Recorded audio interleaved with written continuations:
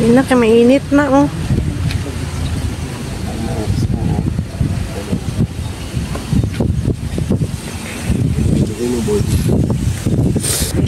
Yung pamilya ko, guys. Yung pinaka-worst talaga na ano, may experience natin every time na may mga aalis. Ganyan. Pero okay lang. Ganyan talaga. Sa part of a challenge sa buhay namin.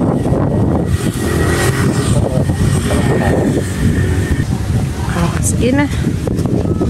Ako lang guys yung hindi nyo dyan makita para ano, kasi namamaga na yung mata ko. Let's go! Tara! Watak-watak pa din kayo. Diyan ko sa inyo, kayo nagsarado. Ito yung pinaka-worst talaga na, ano, na feeling na ma-experience natin. Pero sige lang. Yan yung mga anak ko kasama yung mga syuta nila. Yung syuta ko, iwan ako. Yun, sige lang, hanggang dito na lang kami dahil babalik na naman, back to reality na naman si Bossing. Okay lang, ganyan talaga.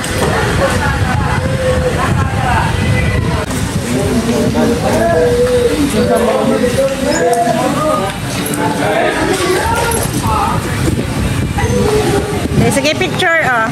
Kayo lang, wala ako. Kayong apat. 1, 2, 3. One more. 1, 2, 3. 3. Ako, kasama kayong dalawa. Hindi pwedeng, ako lang ang hindi na isama kasi wala na akong partner dyan.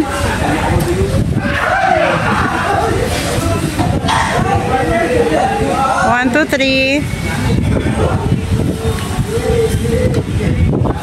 Okay, one. Parang ang dilim. 1, 2, 3. Okay. Okay na. Bye. See you again after how many months? February yan mga po. Ingat-ingat. God bless.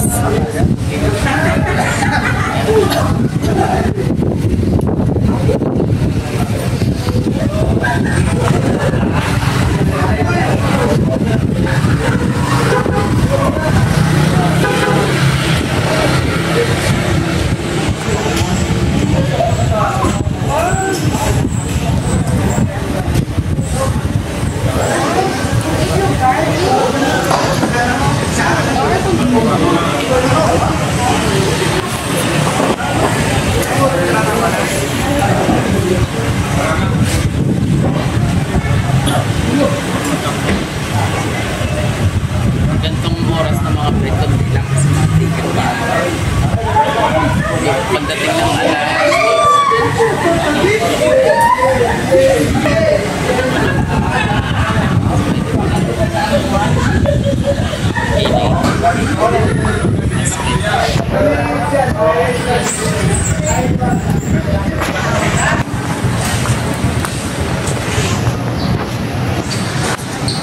Yan guys, nahatid na namin yung aking mister. Papasok na po siya sa departure area. While kami andito pa sa labas. Waiting po sa kanyang pag-alis. Ito yung nakita ko talaga guys. Ito yung napakagandang view dito sa loob ng airport. Ayan. Never talaga ako umuwi as long hindi ko talaga nakikita yung mga ganitong place. Ayan. Napakaganda po niya pero pinagbawal na po ang lumapit dyan dahil ayan, kung makikita natin, ayan, nilagyan na po siya ng bakod.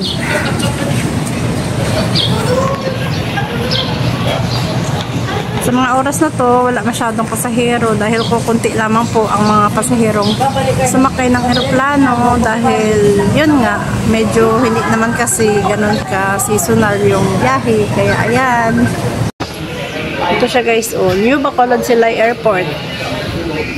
Ayan, parang ano po siya ng Bacolod tsaka Japan. Yung Philippines tsaka Japan. Ayan. Ayan yung mga flag nila. Ayan.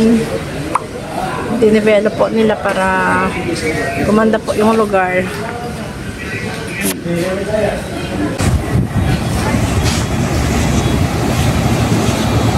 guys, yung aeroplanong sinakyan ng aking mister papuntang Maynila. Bacolod bound to Manila flight guys.